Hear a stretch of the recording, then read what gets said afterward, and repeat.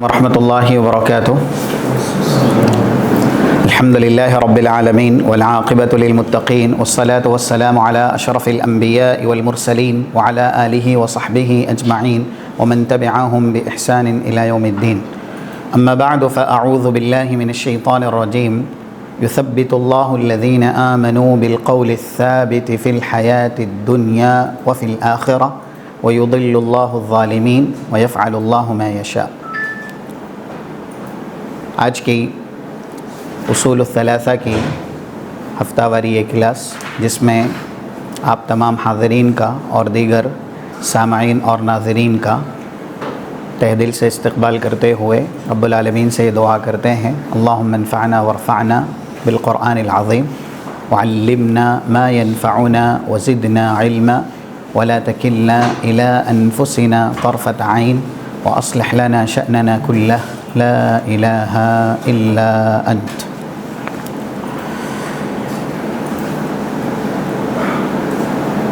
برزخ کے مراحل، اس تعلق سے آپ کے سامنے گزشتہ درس میں گفتگو کی گئی، اور اس کا پہلا مرحلہ جو کہ انسان کی وفات سے شروع ہوتا ہے، جیسا کہ یہ حدیث جو کہ اس سلسلے میں سب سے بہترین حدیث ہے، الفاظ کے اعتبار سے، معانی کے اعتبار سے، اور مختلف احادیث کی کتاب کے اندر یہ حدیث مذکور ہے۔ اس کو پڑھا جائے اس سے پہلے ہم اور آپ یہ جو عقیدہ رکھتے ہیں کہ دنیاوی زندگی کتنی بھی طویل کیوں نہ ہو، لیکن وہ اپنے آپ میں بہت مختصر ہے۔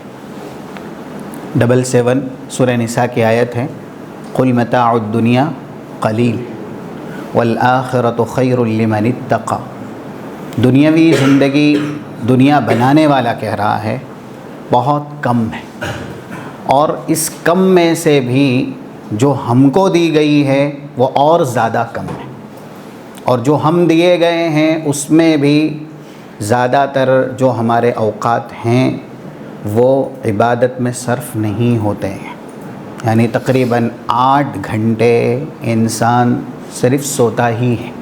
تو اگر 60 سالہ زندگی انسان کو دی جائے تو 20 سال تو صرف سونے میں ہی چلے گئے۔ دنیا کمانا آج کل 8 یا 10 گھنٹے کی ڈیوٹی عام سی بات ہے۔ تو اگر 60 سالہ زندگی تسلیم کر لی جائے تو رزق اور معاش کمانے میں 20 سالہ ویسے ہی نکل گئے۔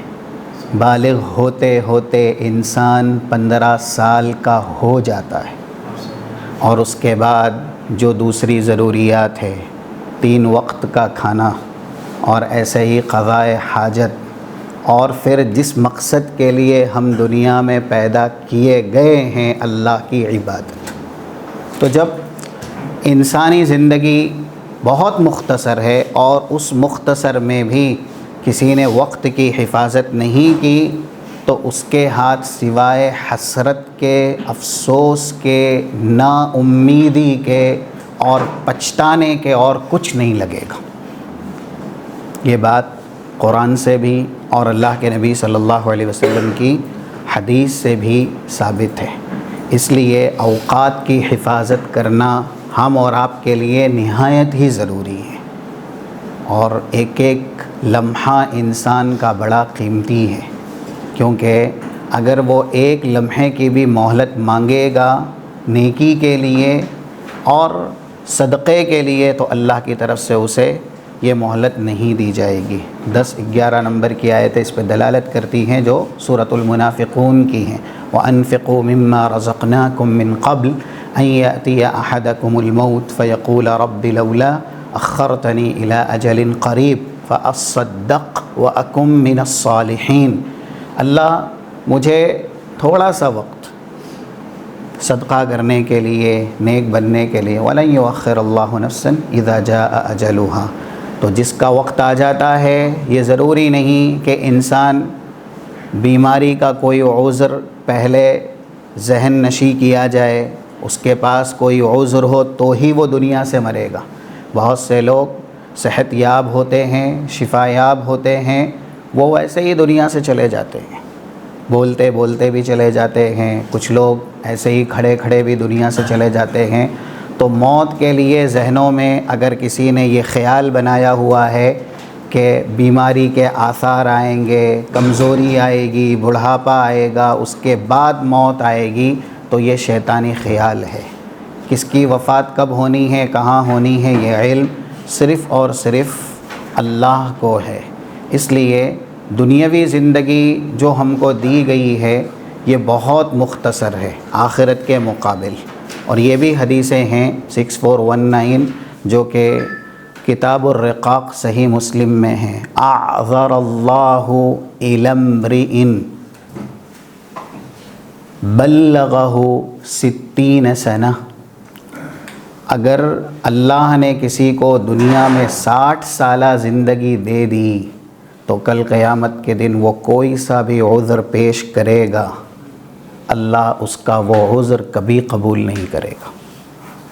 دنیا میں 60 سالہ زندگی جس کو دی گئی، اس لیے کہ یہ لمحات، یہ اوقات نصیحت حاصل کرنے کے اعتبار سے بہت کافی ہیں، اور رسول اللہ صلی اللہ علیہ وسلم کی حدیث یہاں تک بتلاتی ہے، 479 ادب المفرد کے اندر موجود ہے، ان قامت الساعہ وفی ید احدکم فسیلہ فإن استطاع الا یقوم حتی یغرسها فلیفعل۔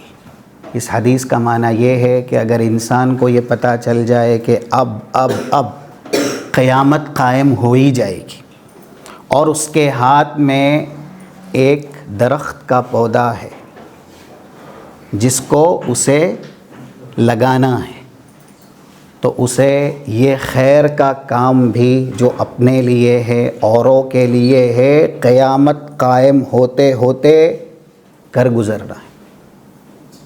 یعنی اس حدیث میں بتلایا گیا کہ انسان کو یہ یقین ہو جائے کہ ابھی قیامت آئے گی، اور نیکی کا ایک کام اس کے پاس موجود ہے جس کی وہ استطاعت رکھتا ہے، تو مرتے مرتے بھی اسے نیکی کر کے جانا چاہیے۔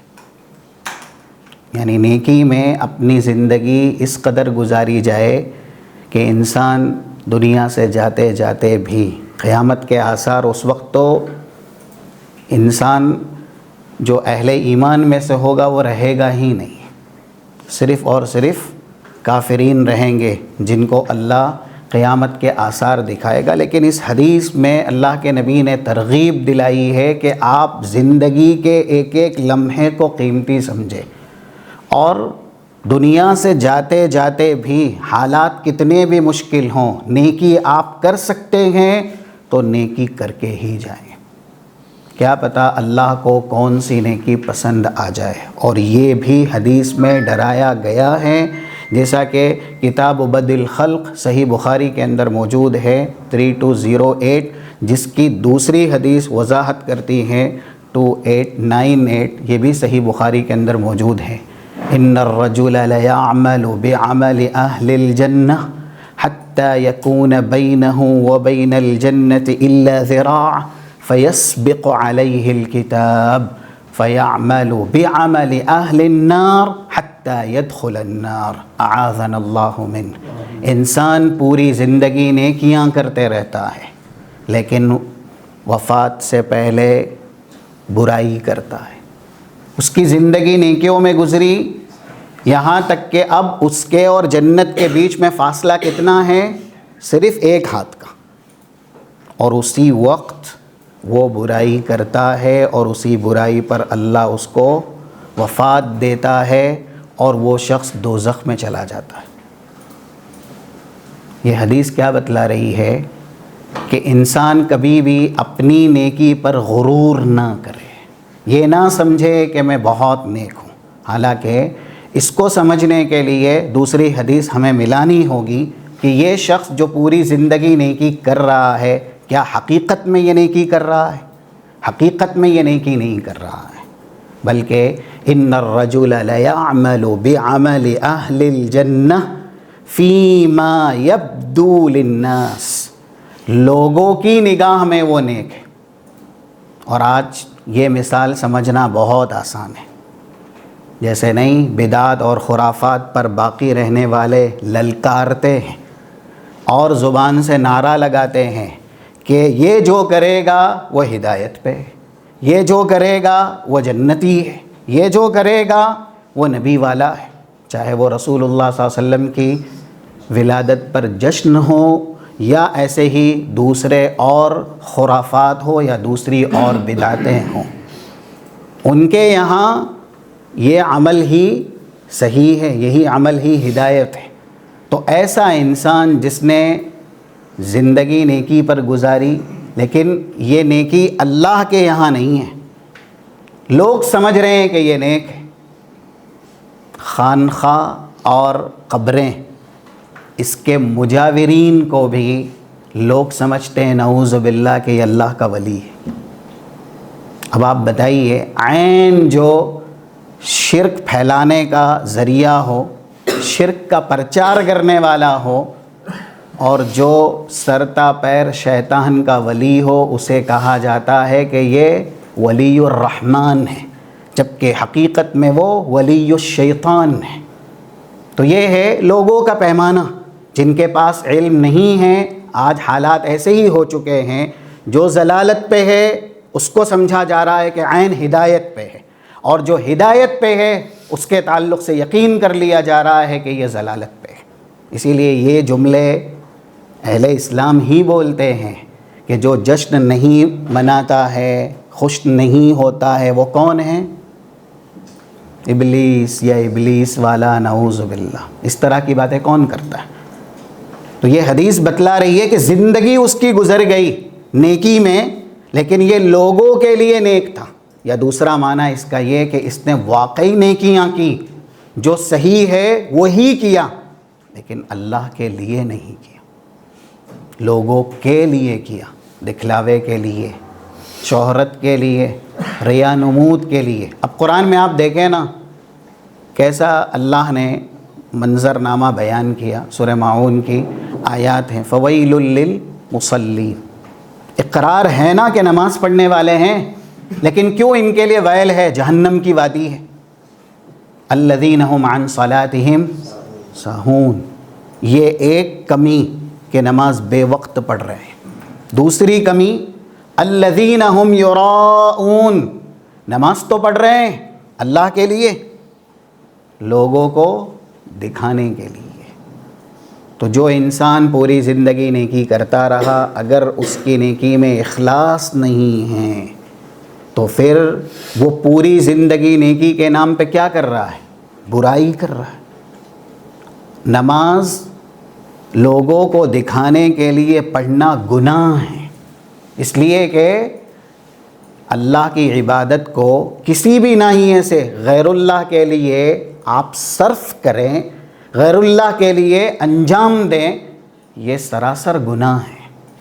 اسی لیے تو یہ ساری حدیثیں 7 نمبر کی ترغیب و ترغیب میں موجود ہے۔ اللہ کے نبی صلی اللہ علیہ وسلم نے ندا اور صدا لگا کے کہا تھا لوگوں سے، یا ایھا الناس اخلصوا اعمالکم للہ، لوگوں اپنے اعمال کو خالص کرو صرف اور صرف اللہ کے لیے۔ فإن اللہ لا يقبل من العمل الا ما خلص له، اللہ کوئی سا بھی عمل تبھی قبول کرتا ہے جو خالص اس کی رضا اور اس کی خوشنودی کے لیے انجام دیا جاتا ہے۔ ایک سورت ہے، اس کی 15 آیات ہے، 15 آیات میں تقریباً 5 مرتبہ اللہ نے یہ حکم دیا ہے، اور وہ بھی رسول اللہ کو دیا۔ کیا؟ سورہ زمر ابتدا سے لے کر کے 15 نمبر کی آیات تک یہ حکم بار بار ملے گا، فَاعْبُدِ اللَّهَ مُخْلِصًا لَهُ الدِّينَ، نبی پورا دین اللہ کے لیے خالص کرتے ہوئے اللہ کی عبادت کرے۔ اس لیے آج مدارس یا ایسے ہی مدارس کے بدلے جو بھی کتاب و سنت کی تعلیمات حاصل ہو رہی ہے، اس میں ماشاء اللہ محنت بڑھ چڑھ کر کے لوگ کر رہے ہیں، ذرائع دین سیکھنے کے، دین سکھانے کے بہت زیادہ ہو گئے ہیں، لوگ دین سے قریب بھی زیادہ ہو رہے ہیں، لیکن مسئلہ یہی ہے کہ جتنی قربت دین سے بڑھ رہی ہے، اخلاص میں وہ انسان اتنا ہی کم ہو رہا ہے۔ بہت سے لوگ ہیں ماشاءاللہ دین کی خدمت اعلیٰ پیمانے پہ کر رہے ہیں، اللہ ان سے وہ خدمت لے رہا ہے۔ جتنے دین کے خادم وہ بڑے ہیں، اخلاص کے اعتبار سے وہ اتنے پیچھے جا رہے ہیں، اتنے ہی چھوٹے ہو جا رہے ہیں۔ تو ہم کم کریں لیکن خالص اللہ کے لیے کریں، اس میں نجات ہے۔ بے شمار کریں، زیادہ سے زیادہ کریں، لیکن اگر وہ اللہ کے لیے نہیں ہے تو پھر انسان پوری زندگی نیکی کرے گا، وفات سے پہلے اس سے برائی سرزد ہوگی اور اسی برائی پر خاتمہ ہوگا، اور اسی خاتمے کی وجہ سے نعوذ باللہ وہ دوزخ میں جائے گا۔ تو یہ دلیل ہے اس بات کی کہ انسان اپنے اوقات کی حفاظت کرے، نیکیاں ہمیں کرتے رہنا چاہیے اور اللہ سے ڈرتے رہنا چاہیے۔ حدیث میں جو پہلا مرحلہ بیان کیا گیا، جیسا کہ گزشتہ درس میں آپ کے سامنے اس کا تذکرہ ہوا تھا، لیکن اعادے کے لیے، دہرانے کے لیے پھر سے یہ ذکر کیا جا رہا ہے، ان العبد المؤمن اذا كان في اقبال من الآخرہ وانقطاع من الدنیا، جب مومن کا وقت قریب ہوتا ہے دنیا سے جانے اور آخرت کی طرف بڑھنے کا، دنیا چھوڑنے کا اور آخرت کی طرف جانے کا وقت، اس کو آپ ایک بہترین جملے میں بھی کہہ سکتے ہیں، السفر من دار الفرار الى دار القرار۔ یہ جملہ استعمال کیا گیا ہے، اچھی بہترین تعبیر ہے۔ دار الفرار، جہاں سے ہر کسی کو فرار ہونا ہی ہے، جانا ہی ہے، فنا ہونا ہے، اور قرار، ہمیشہ جو جہاں رہنے والا ہے وہاں کی طرف کوچ کرنا، دنیا سے آخرت کی طرف جانا۔ جب یہ وقت مومن کا آتا ہے، کیونکہ وفات تو ہر کسی کو ہونی ہی ہونی، دنیا میں جو بھی آیا ہے وہ یہ عزم کر لے کہ ایک نہ ایک دن وہ دنیا چھوڑے گا۔ کل نفس ذائقۃ الموت، یہ بہت بڑی حقیقت ہے۔ جو اس کو یاد رکھتا ہے وہ گناہ سے باز رکھا جاتا ہے، وہ نیکیوں کی توفیق دیا جاتا ہے، وہ توبہ کی توفیق دیا جاتا ہے۔ جو اس کو بھول جاتا ہے وہ ساری نیکیاں کل پہ ٹالتا ہے، تسویف کا شکار کیا جاتا ہے، کل کروں گا اور اس کے بعد کروں گا، یعنی سوف، اسی کو تسویف کہتے ہیں۔ ابھی تو بہت وقت ہے، میں تب کر لوں گا۔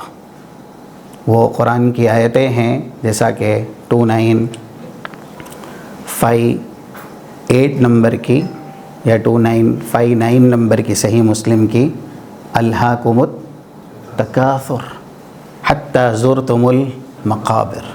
اللہ کے نبی صلی اللہ علیہ وسلم کے پاس عبداللہ بن شخیر آئے اور انہوں نے یہ کہا، قدمت النبی صلی اللہ علیہ وسلم وہو یقرأ، میں پہنچا، اللہ کے نبی صلی اللہ علیہ وسلم یہ تلاوت کر رہے تھے، کیا؟ الہاکم التکاثر۔ انسان دنیا میں ہر چیز کی کثرت چاہتا ہے، مال کی ہو، عمر کی ہو، ہر چیز کی، اتنا اتنا اتنا اتنا۔ تو کثرت کی، زیادہ کی چاہتوں نے تمہیں اتنا غافل کیا کہ تم کب قبر میں آ گئے، دفن کر دیے گئے، تم کو پتہ بھی نہ چلا۔ تو ایسی حالت نہیں ہونی چاہیے کہ ہم دنیا میں موت سے غافل رہیں، دنیا پرست بنیں۔ تو یہ وقت اگر اہل ایمان کا ہے کہ وہ دنیا چھوڑ رہا ہے، آخرت کی طرف کوچ کر رہا ہے، نزلت الیہ ملائکہ بیض الوجوہ، بہت حسین، خوبصورت، روشن چہرے والے فرشتے اس کے پاس پہلے ہی آ جاتے ہیں۔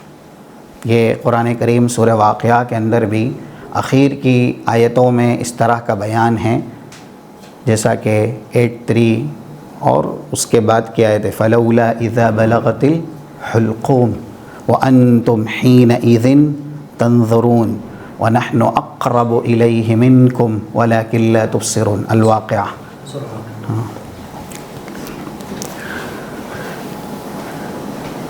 تو فرشتے انسان کی وفات سے پہلے ہی جہاں اس کی نگاہ جاتی ہے اتنی دور آ کے بیٹھ جاتے ہیں، اور پھر جیسا کہ اس میں بیان کیا گیا معہم کفن من اکفان الجنہ، مومن کے لیے وہ فرشتے آئے ہیں تو ان کے پاس جنتی کفن ہوتا ہے، اور وہ حنوط من حنوط الجنہ، جنتی خوشبو بھی ان کے ساتھ ہوتی ہے۔ فیجلسون منہ مد البصر، دور تک جہاں تک نگاہ جا سکتی ہے اس مومن کی جس کو ابھی وفات ہونی ہے، وہاں وہ فرشتے بیٹھ جاتے ہیں، انتظار کرتے ہیں۔ ثم یجیء ملک الموت، پھر جو روح قبض کرنے کے لیے تعینات فرشتہ کیا گیا ہے، جیسا کہ سورہ سجدہ کی یہ آیت ہے 11 نمبر کی، قل یتوفاکم ملک الموت الذی وکل بکم، نبی کہہ دیجئے تمہیں جس وقت ملک الموت وفات دے گا، جو کہ وفات دینے کا پابند کیا گیا ہے۔ تو ملک الموت اس وقت آتا ہے حتی یجلس عند رأسہ، اور مومن کے سر کے پاس بیٹھ جاتا ہے، فیقول، اور اس کی روح سے خطاب کرتا ہے، ایتھا النفس الطیبہ، اے پاکیزہ روح، اخرجی الی مغفرۃ من اللہ ورضوان، چل تیرا وقت آ گیا ہے اللہ کی مغفرت کی طرف اور اس کی رضامندی یا اس کے رضوان کی طرف۔ تو یہ پاکیزہ روح رہتی ہے، اس لیے فتخرج، بہت آسانی سے نکل جاتی ہے۔ مثال دی گئی تسیل کما تسیل القطرہ من فی السقا، جیسے مشکیزہ ہے یا بوتل ہے، آپ اس کا منہ کھولے تو پانی کیسے آسانی سے باہر آ جاتا ہے، اسی طریقے سے بس پہلے ہی حکم میں ایتھا النفس الطیبہ، اے پاکیزہ روح، اخرجی الی مغفرۃ من اللہ ورضوان، اللہ کی مغفرت اور اس کے رضوان کی طرف نکل، تو وہ پاکیزہ روح نکل جاتی ہے۔ اس لیے ہم اور آپ کوشش کریں اسلام پر جئیں تاکہ اسلام پر وفات دیے جائیں۔ اللہم اجعلنا من اہل الجنہ، اللہم اجعلنا من اہل الذین یقال فیہم ہذہ البشریٰ، اللہ ان لوگوں میں ہمیں بنائے جن کے تعلق سے یہ بشارتی کلمات ہیں۔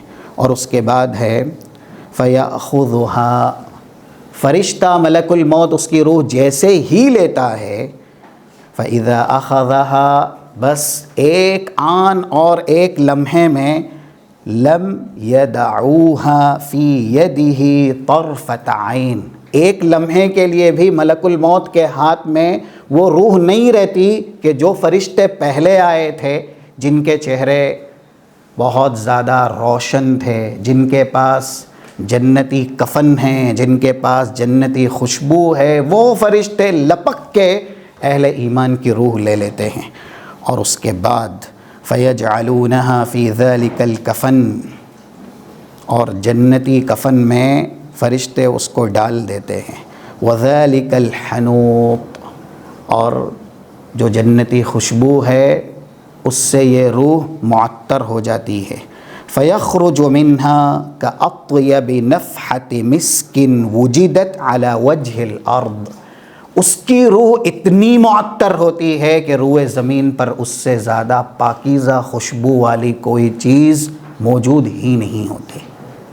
جو مومن کی روح کو خوشبو جنت کی لگتی ہے، وہ خوشبو ایسی ہے کہ روئے زمین پر اس سے زیادہ پاکیزہ کوئی بھی خوشبو، کیونکہ وہ جنت کی ہے۔ جنت میں ایک ایک جو اللہ نے نعمت رکھی ہے، ابھی وہ حدیث آپ کے سامنے کئی بار آئی 1663 کتاب الجہاد کی، جامع ترمذی کی، کہ صرف ایک ڈائمنڈ جو وعلی رأس المجاہد تاج مجاہد کے سر پر جنتی تاج رکھا جائے گا، اور الیاقوتۃ منہا من خیر الدنیا وما فیہا، ایک ڈائمنڈ اس تاج کا اتنا قیمتی ہے کہ پوری دنیا کی حکومت بیچ کے اگر اللہ سے کہا جائے کہ وہ ایک ڈائمنڈ مل جائے تو اللہ کہے گا یہ پوری دنیا وما فیہا کی قیمت جنت کے تاج کے ایک ڈائمنڈ کی قیمت نہیں بن سکتی۔ جنت بڑی مہنگی ہے، اور دنیا کی ساری دولتیں مل کر کے اتنی ادنا سی نعمت جو جنت میں موجود ہے اس کا مقابلہ نہیں کر سکتی۔ حدیثیں اس میں بہت ہیں، 2538 جامع ترمذی کے اندر موجود ہے، بات لمبی ہو جائے گی، جس کے اندر یہ بیان ہے کہ اگر اللہ صرف زیورات دکھا دے جو جنت میں موجود ہے کہ کتنے حسین ہیں وہ، اور ان کی روشنی کتنی زیادہ ہے، کنگن وغیرہ کی، زیورات کی، تو جیسے سورج طلوع ہوتا ہے اور ستاروں کی روشنی پر غالب آ کر کے اس کو ختم کر دیتا ہے، اس طریقے سے اگر ایک بار جنتی کنگن یا جنتی روشنی دنیا میں ڈالی جائے، دکھائی جائے، تو سورج کی روشنی ویسے ہی ختم ہو جائے گی جیسے سورج ستاروں کی روشنی کو ختم کر دیتا ہے۔ اللہم اجعلنا من اہل الجنہ۔ قال فیصعدون بها، پھر وہ روح لے کر کے فرشتے چڑھتے ہیں، فلا یمرون بها علی ملأ من الملائکہ، اور فرشتوں کی دوسری جماعتیں جو آسمان پر موجود ہے وہاں سے وہ گزرتے ہیں، اور جب وہ سوال کرتے ہیں ما هذه الروح الطیبہ، یہ کس کی ہے، تو پھر فیقولون، وہ فرشتے جن کے پاس روح ہے جواب دیتے ہیں فلان ابن فلان، یہ فلاں ابن فلاں ہیں، بِأَحْسَنِ أَسْمَائِهِ الَّتِي كَانُوا يُسَمُّونَهُ فِي الدُّنْيَا، دنیا میں جس نام سے یہ پکارا جاتا تھا اس کا سب سے حسین اور بہترین نام لے کر کے بتلایا جاتا ہے کہ یہ فلاں ابن فلاں کی روح ہے۔ فَيَنْتَهُونَ بِهِ إِلَى سَمَاءِ الدُّنْيَا، ایسے ایسے وہ آسمان دنیا پہ پہنچتے ہیں، اور اس کے بعد فَيَسْتَفْتِحُونَ لَهُ، وہاں پر دروازہ کھولنے کی گزارش کرتے ہیں کہ آسمان کے دروازے کھولے جائیں۔ فَيُفْتَحُ لَهُ، کیونکہ مومن روح ہے اس لیے پہلے آسمان کے دروازے کھول دیے جاتے ہیں۔ قال فَيُشَيِّعُهُ مِن كُلِّ سَمَاءٍ مُقَرِّبُوهَا إِلَى السَّمَاءِ الَّتِي تَلِيهَا حَتَّى يَنْتَهُوا بِهَا إِلَى السَّمَاءِ السَّابِعَةِ، پہلے آسمان سے لے کر کے 7ویں آسمان تک ہوتا کیا ہے، جیسے ہی یہ پہلے آسمان سے دوسرے آسمان کی طرف جانے لگتے ہیں تو جتنے بھی فرشتے پہلے آسمان پہ موجود ہیں اس پاکیزہ روح کو رخصت کرنے کے لیے دوسرے آسمان تک جاتے ہیں ان فرشتوں کے ساتھ۔ یہ اعزاز ہے، یہ اکرام ہے اس انسان کا جس نے دنیا میں اللہ کی قدر کی ہے، اللہ کی عبادت کی ہے۔ من کان للہ کان اللہ لہ، جو اللہ کا ہوتا ہے اللہ اس کا ایسے ہوتا ہے۔ فیقول اکتبوا کتاب عبدی فی علیین وَأَعِیدُوهُ إِلَى الْأَرْضِ، یہاں تک یہ پہلا مرحلہ ہے۔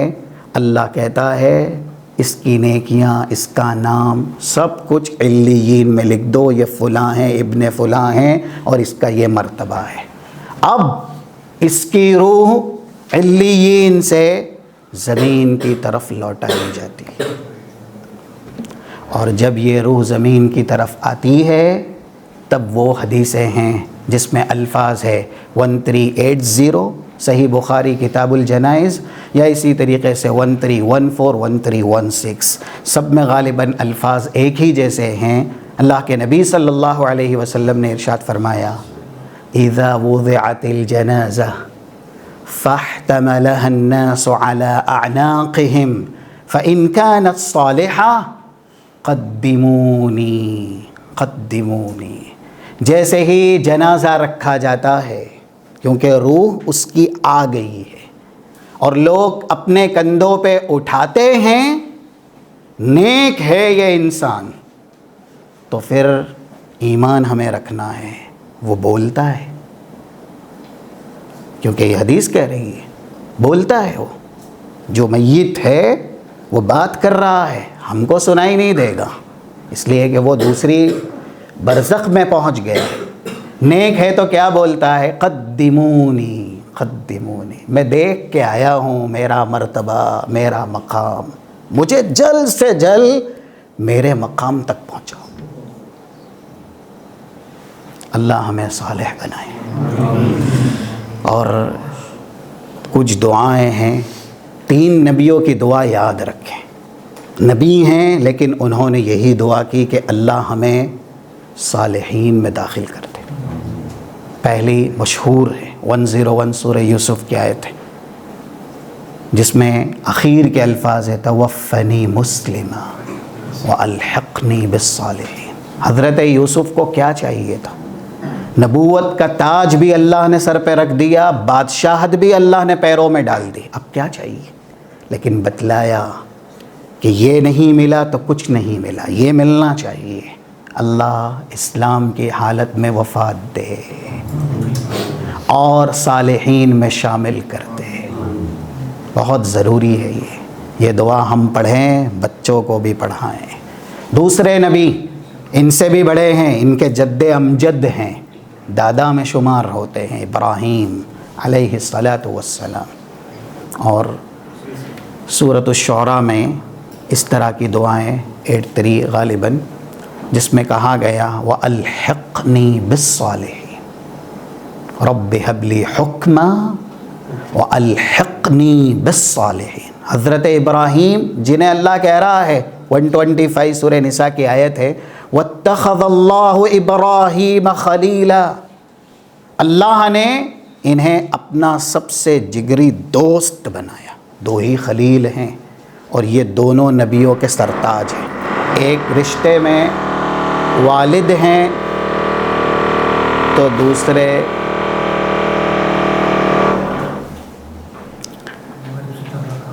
ایک رشتے میں والد ہیں یعنی حضرت ابراہیم، اور دوسرے فرزند ہیں جو کہ اللہ کے نبی صلی اللہ علیہ وسلم۔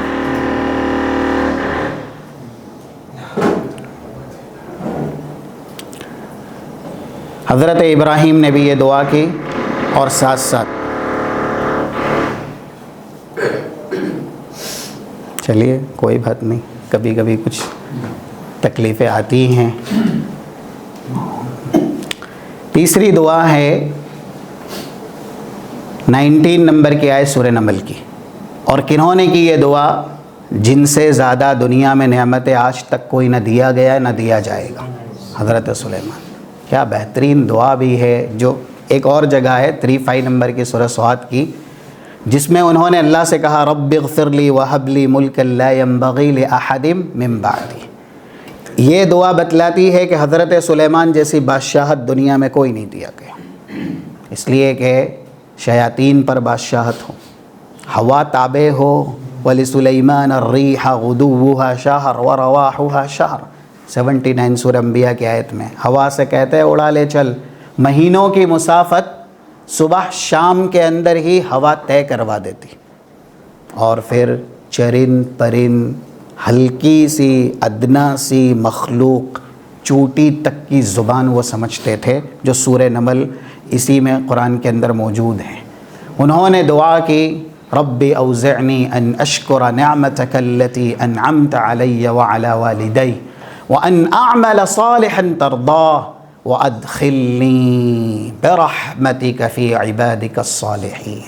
دیکھیے، جس کو دنیا میں بے لوث یا ایسی بادشاہت دی گئی جس کی طرح قیامت تک کسی کو نہیں دی جائے گی، اور ساتھ ساتھ وہ خود نبی بھی ہیں، نبی ہیں، دنیا کے سب سے عظیم حاکم بادشاہ ہیں، پھر بھی اللہ سے التجا کیا کر رہے ہیں؟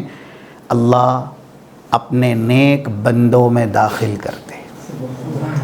وَأَدْخِلْنِي بِرَحْمَتِكَ فِي عِبَادِكَ الصَّالِحِينَ۔ یہ 3 نبیوں کی آپ دعا یاد رکھیں، کیونکہ ان تینوں نبیوں کے پاس اللہ نے بڑے مرتبے، بڑے مقام دیے ہیں، جس میں 2 کے پاس تو دنیا کی بادشاہت ہے، انمول بادشاہت ہے، اور ساتھ ساتھ نبوت کا تاج بھی ہے۔ پھر بھی انبیاء ہوتے ہوئے اللہ سے یہ دعا کر رہے ہیں کہ اللہ نیکوکاروں میں شامل کر دے۔ تو ہم اور آپ کو یہ دعا کس قدر کرنے کی ضرورت ہے، اس لیے کہ یہ بھی پیشین گوئی ہے۔ 7225 ابن حبان کی حدیث ہو یا اسی طریقے سے 36434 کتاب الرقاق صحیح بخاری کے اندر موجود ہو، یذہب الصالحون الاول فالاول، جو نہیں مانگیں گے اللہ سے کہ صالحین میں شامل کر، اللہ کو ضرورت نہیں ہے کسی کو بھی صالح بنانے کی، اور جیسے جیسے مرور ایام ہوتے جائیں گے، زمانہ گزرتا جائے گا، صالحین کی تعداد دنیا میں کم سے کم ہوتی جائے گی، یہاں تک رسول اللہ نے کہا کہ جیسے جو ہوتا ہے اس کا دانہ لے لیا جاتا ہے اور اس کا جو چھلکا ہے وہ پھینک دیا جاتا ہے، تو چھلکے کی مثال دی گئی ہے جو شخص صالح نہیں ہوگا اس کی۔ لا یبالہم اللہ بالا، اللہ کو پرواہ نہیں ہے یہ کس کا لقمہ بنتا ہے اور اس کے اوپر کون حملہ آور ہوتا ہے، یا ایسے ہی یہ دنیا کے اندر ذلیل ہے، رسوا ہے، اس لیے کہ وہ اللہ والا نہیں ہے، صالح نہیں ہے۔ تو صالح بننا ضروری ہے۔ جس روح میں یہ صلاحیت ہے کہ وہ صالح مومن کی روح ہے، وہ کہتی ہے مجھے میرے انجام تک لے کے چلیے۔ اس کے برعکس وَإِن كَانَتْ غَيْرُ صَالِحَةٍ، اگر یہ جنازہ مومن کے علاوہ کا ہے، صالح نہیں ہے، تو پھر وہ بھی کہتا ہے، بولتا ہر میت اور ہر مردہ بولتا ہے، یا ویلتی یا ویلتی این یذہبون، ہائے میری تباہی، ہائے میری بربادی، یہ لوگ کہاں لے کے جا رہے ہیں۔ اس لیے ہم اور آپ نیکی پر قائم رہیں، اور جیسے ہی انسان کی روح لوٹائی جاتی ہے، پھر وہ جب قبر میں داخل کیا جاتا ہے، تو یہ دوسرا مرحلہ ہے قبر میں داخل ہوتے ہی۔ وہاں کیفیت کیا ہے پتہ ہے آپ کو؟ کچھ حدیث میں کہا گیا، اور اس پر بھی ہمیں ایمان رکھنا ہے۔ 2000 یا 2001 سنن نسائی کی ہے، 4753 ابو داود کی ہے، حدیث صحیح ہیں۔ ان المیت اذا ادخل فی قبرہ، میت کو قبر میں داخل کیا گیا، اس کے بعد جیسے ہی حین یولون مدبرین، جب لوگ جانے لگتے ہیں نا، لیسمع خفق نعالہم، اللہ ان کے لوٹنے کی آہٹ سناتا ہے۔ اور شارحین حدیث نے لکھا کہ یہ آہٹ کیوں سنائی جا رہی ہے لوٹنے کی، کہ جس اولاد کے لیے دنیا میں تو جیا، کیا اب تیری قبر میں یہ اولاد آئے گی؟ لوگ آج دنیا میں حلال حرام کی تمیز بھلائے ہوئے، دین سے غافل ہیں، دنیا پرست بنے ہوئے ہیں، اور الگ الگ لوگوں کے مقاصد ہیں۔ کوئی اپنے لیے جیتا ہے، کوئی بیوی کے لیے جیتا ہے، کوئی بچوں کے لیے جیتا ہے، کوئی دنیا کے لیے جیتا ہے، کوئی مال کے لیے جیتا ہے۔ یہاں یہ احساس دلایا جا رہا ہے کہ جن جن کے لیے تم نے دنیا بتائی، گزاری، جی، انہوں نے شاید کچھ لمحات سے زیادہ تمہارے وجود کو گھر میں رکھنا، اپنے پاس رکھنا بھی گوارا نہیں کیا۔ باڈی کب تک رکھی جاتی ہے میت کی؟ تو یہی ہونے والا ہے، جس کے ساتھ ہوا ہم دیکھ لیں، ہمارے ساتھ بھی یہی ہونا ہے، کچھ الگ نہیں ہوگا۔ انسان مر جائے اولاد کے لیے زندگی گزارتے گزارتے، تو بھی چند لمحوں سے زیادہ یہ اولاد مرنے کے بعد اس کو اپنے پاس رکھنے والی نہیں ہے۔ تو جس کی پناہ میں جانا ہے، جس کی حفاظت میں رہنا ہے، اور جس کی مدد کی اسے سب سے زیادہ ضرورت ہے، کیوں نہیں اس کے لیے جیا جائے؟ رسول اللہ نے ایسے ہی تھوڑی کہا۔ 162 163 سورہ نام کی آیت ہے، قُلْ إِنَّ صَلَاتِي وَنُسُكِي وَمَحْيَايَ وَمَمَاتِي لِلَّهِ رَبِّ الْعَالَمِينَ، زندگی اللہ کے لیے جیے، تاکہ کل جب آپ کا کوئی سہارا نہ ہو، کوئی آپ کا اپنا اپنے ساتھ نہ ہو، تو آپ کو اللہ کا سہارا ملے، اللہ کا سپورٹ یا ایسے ہی اللہ کی اعانت اور اللہ کی امداد ملے۔ اور پھر دوسرا کہ جیسے ہی قبر کے حوالے کیا جاتا ہے میت کو، اور یہ ہر کسی کے ساتھ ہونا ہے، حدیث ہے اس کے اوپر 2 ٹوک ہے، بالکل صحیح ہے، اور اگر اس سے کوئی بچتا تو اس حدیث میں نام بھی ہے کہ یہ شخص ضرور بچ جاتا، جب وہ نہ بچ سکے تو پھر کوئی نہیں بچ پائے گا، اور یہ ہونا ہے، یہ دوسرا مرحلہ ہے، 3112 ابن حبان کی حدیث۔ اور ایسے ہی زیادہ تفصیل کے ساتھ تو 3345 سوچئے، اس لیے کہ یہ وہ دروازہ ہے جہاں سے ہر کسی کو گزرنا ہے، ایسا نہیں ہے کہ جس کو دفنایا جاتا ہے اسی کے ساتھ یہ ہوتا ہے، کوئی کیسا بھی دنیا سے جائے اس کے ساتھ یہی ہونا ہے۔ کچھ لوگ کبھی کہتے ہیں قبر کھود کے دیکھو اس کے ساتھ کیا ہو رہا ہے، یہ دنیا ہے، اس میں کیا پتہ چلے گا تجھے کہ اس کے ساتھ کیا ہو رہا ہے، ابھی جب وہ سامنے میں یہ بول رہا ہے تو تو سن نہیں پا رہا ہے، پھر قبر کھود کر کے کیا حاصل کرے گا، وہ پہنچ گیا جہاں اس کو پہنچنا ہے، اور ہماری عقلیں وہاں تک نہیں پہنچ سکتی۔ بہت سے لوگ قبر کھود کر کے اندازہ کرتے ہیں، اور ابھی چلن چلا ہے لکڑی گاڑنے کا، تو وہ تو رسول اللہ نے جن کو عذاب ہو رہا تھا ان کے اوپر گاڑی تھی، تو انسان گاڑ کر کے کیا ثابت کرتا ہے، اور وہاں تختیاں بھی لگائی جاتی ہے جو کہ غلط ہے، صحیح نہیں ہے کہ قبر پہ آپ کچھ لکھیں، اس کو ولی اللہ ثابت کیا جاتا ہے، اور لکڑی گاڑی جاتی ہے، تو یہ تو اس کی قبر پہ گاڑی گئی تھی جسے عذاب ہو رہا تھا۔ صحیح بخاری میں بالکل واضح ہے، 2 لوگوں کو قبر میں عذاب ہو رہا تھا، وہ والی حدیث غالباً 215 نمبر کی حدیث ہے۔ تو یہ مرحلہ جیسے ہی میت قبر کے حوالے ہوئی، اللہ کے نبی صلی اللہ علیہ وسلم کہتے ہیں کہ قبر اس کو دبوچے گی، اور یہی الفاظ ہے ان للقبر ضغطہ، قبر کا دبوچنا یہ بالکل ثابت ہے، اور لو نجا منہا احد لنجا سعد، یہی الفاظ ہے، سعد ابن معاذ۔ اور جب یہ ہستی دبوچنے سے نہیں بچ سکی، کیسے؟ حدیث میں ہے سعد ابن معاذ جب انتقال ہوتا ہے، اہتز العرش بموت سعد، عرش ہل جاتا ہے، کیونکہ اللہ کا ایسا بندہ دنیا سے گیا ہے جس جیسا کوئی شاید نہ ہو۔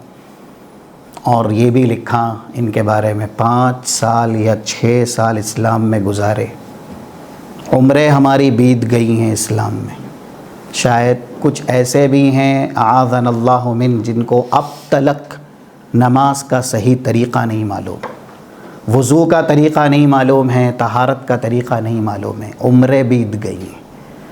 صحابی جلیل سعد ابن معاذ، ایسے ہی تھوڑی عرش ہلے گا، اور اس کے بعد جو فضیلتیں ہیں وہ ایسے ہی نہیں ملتی۔ 70,000 فرشتے ان کے جنازے میں ان کی دعائیں مغفرت و رحمت کے لیے نازل کیے گئے۔ لقد نزل 70,000 ملک ما وطئوا الارض من قبل، آسمان سے 70,000 فرشتے اتارے گئے ان کے جنازے میں شامل ہونے کے لیے، تاکہ وہ فرشتے بھی ان کے لیے دعائیں مغفرت اور دعائیں رحمت کرے جو ان کے جنازے سے پہلے روئے زمین پہ کبھی نہیں آئے تھے، خاص انہی کے جنازے میں شامل ہونے کے لیے یہ فرشتے آئے۔ ایسے عظیم الشان صحابی جب ان کو قبر کے حوالے کیا گیا تو قبر نے دبوچا، اور رسول اللہ صلی اللہ علیہ وسلم کو دکھایا گیا تو آپ روئے اور آپ نے دعائیں کی۔ یہ ہر کسی کے ساتھ ہے۔ پھر آپ نے یہ بھی کہا اس مرحلے سے، یعنی قبر کے دبوچنے یا زمین کے پکڑنے سے کوئی بچتا تو سعد ضرور بچ جاتے۔ یہ مرحلہ دوسرا ہے کہ جب انسان میت کو قبر میں ڈالتا ہے تو زمین کی کیا طاقت ہے، زمین اس کو دکھا دی. تیسرا مرحلہ. اب دیکھیں 1071 جامع ترمذی کی حدیث ہے، اتاہ ملکان.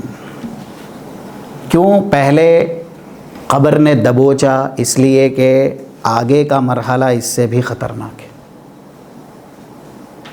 یہ فرشتے کیسے ہوتے ہیں؟ اسودانی ازرقان، سیاہ نیلے، آنکھوں کے اعتبار سے زرق ہوتے ہیں. ابھی تاریکی میں ایک بلی کے سامنے انسان کو کھڑا کر دیں آپ، شاید وہ کھڑا نہیں رہ پائے. یا کچھ لوگ کبھی سائے سے ڈر جاتے ہیں اندھیرے تاریکی میں. یہ قبر کی تاریکی ہے اور ہر کسی کے ساتھ یہ ہونا ہے، کیونکہ ان دونوں کا سامنا تو ہر کسی کو کرنا ہی پڑے گا. فرشتے آئیں گے، ایک کا نام منکر اور دوسرے کا نام نکیر، اور ان کی کیفیت بتائی گئی ہے کہ یہ اپنے آپ میں بہت بڑی مخلوق ہے. ڈرانے کے لیے اللہ نے ان کو ایسا جسم دیا ہے اور ڈرانے کے لیے اللہ نے ان کو ایسی حیت دی ہے. سیاہ ہوں گے جسم کے اعتبار سے، بالکل آنکھ کے اعتبار سے زرق ہوں گے، نیلے ہوں گے. اب انسان کیسے دیکھ پائے گا؟ اسی لیے یہ آیتیں ہیں جو 27 نمبر کی ہیں، صحیح بخاری کے اندر 1362 کتاب الجنائز. اسی موقع پر اللہ اہل ایمان کو ثابت قدمی دیتا ہے. ابھی کوئی بہت ڈراؤنا انسان، ظالم دنیا کا، سر پہ کھڑا ہو اور ہم سے کہے یہ کرو یہ کرو یہ کرو، تو شاید انسان کی زبان بولنے کی قدرت بھی نہ رکھے. اس کے ڈر کی وجہ سے انسان ذہنی اور دماغی اعتبار سے قابو میں ہی نہیں رہے گا. کیا بولنا ہے اس کو نہیں پتہ ہے. اب سوالات ہونے ہیں، سوال کرنے والے ایسے ہیں جن کو اللہ نے ایسا جسم دیا ہے، انہیں دیکھ لیا گیا تو شاید انسان جواب نہیں دے پائے گا. اسی لیے یہ آیت آئی ہے، یثبت اللہ الذین آمنوا بالقول الثابت فی الحیات الدنیا وفی الآخرہ. قول ثابت اسلام سے، صحیح عقیدے سے، دین سے، دنیا میں بھی اللہ اہل ایمان کی حفاظت کرتا ہے، ان کو ثابت قدمی دیتا ہے. اور جیسے ہی قبر میں ان فرشتوں کو یہ انسان دیکھے گا، اللہ ثابت قدمی دے گا، اللہ رحم کرے گا. پھر وہ ڈرے گا نہیں، کیونکہ اللہ اس کو ثابت رکھ رہا ہے. اور یہ آیتیں یا اس طرح کا جو بیان ہے وہ اپنے آپ میں ایسا ہے. کہیں کہیں قرآن میں سورہ اسراء میں ایسی آیتیں ہیں 7576 وَلَوْلَا أَن ثَبَّتْنَاكَ لَقَدْ كِدتَّ تَرْكَنُ إِلَيْهِمْ شَيْئًا قَلِيلًا. نبی اگر ہم آپ کو دنیا میں ثابت قدمی نہ دیتے تو شاید دشمنان اسلام آپ کو بھی اپنی طرف مائل کر لے جاتے.